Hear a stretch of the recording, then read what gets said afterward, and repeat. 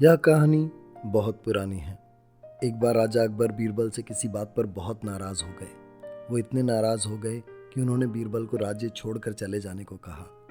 बीरबल ने भी राजा की बात का पालन किया और दूर एक गांव में भेष बदलकर रहने लगे और वहां पर किसानी करने लगे। समय बीतने लगा। धीरे धीरे राजा को बीरबल की कमी महसूस होने लगी। उनके सामने कई बार ऐसे मुद्दे आते जिनमें उन्हें बीरबल की सलाह की जरूरत होती। कई दिन बीतने के बाद राजा अकबर को लगा कि उन्हें बीरबल को वापस बुला लेना चाहिए। उन्होंने सैनिकों को कहा कि जाके बीरबल को वापस ले आओ। सैनिक चारों ओर राज्य में गए पर उन्हें बीरबल कहीं न मिले। ना वो घर पे थे, ना किसी रिश्तेदार के घर। परेशान होकर उन्होंने सारे राज्य में बीरबल को ढूंढा पर बीरबल कहीं नहीं मिले। राजा अकबर जानते थे कि बीरबल आसपास किसी गांव में है और भेष बदल के रह रहे हैं। उन्होंने एक युक्ति निकाली।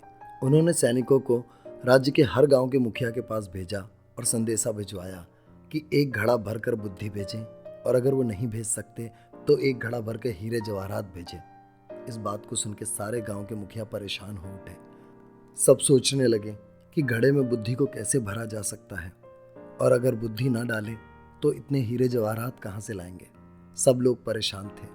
जिस गांव में बीरबल रह रहे थे उस गांव में भी ये सूचना पहुंची। बीरबल शांति से बैठकर सब कुछ सुनते रहे।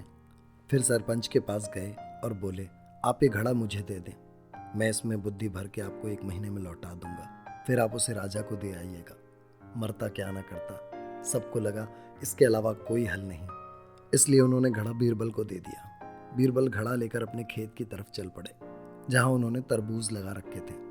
उन्होंने तरबूज की बेल में सबसे छोटे तरबूज को चुना और बिना काटे उसे उस घड़े में डाल दिया और उसकी देखभाल करने लगे।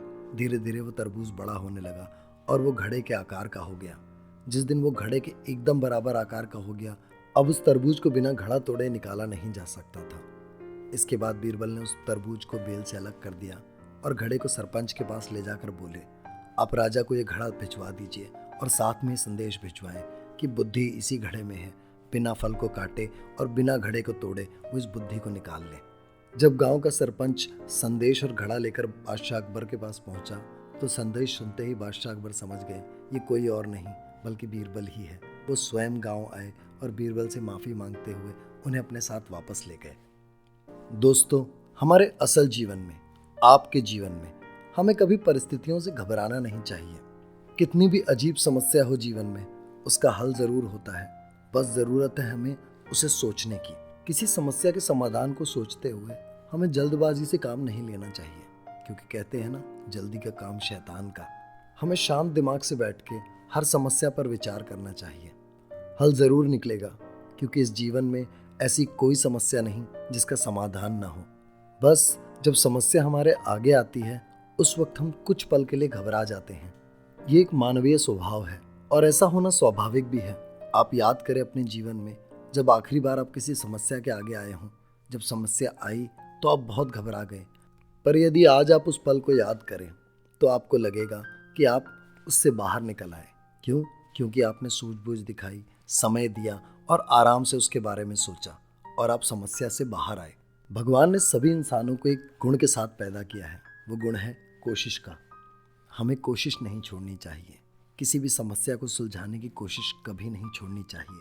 वो कहते हैं ना, कोशिशें जारी रख, कुछ कर गुजरने की। जो कुछ थमा थमा है चल निकलेगा। कोशिश कर, हल निकलेगा।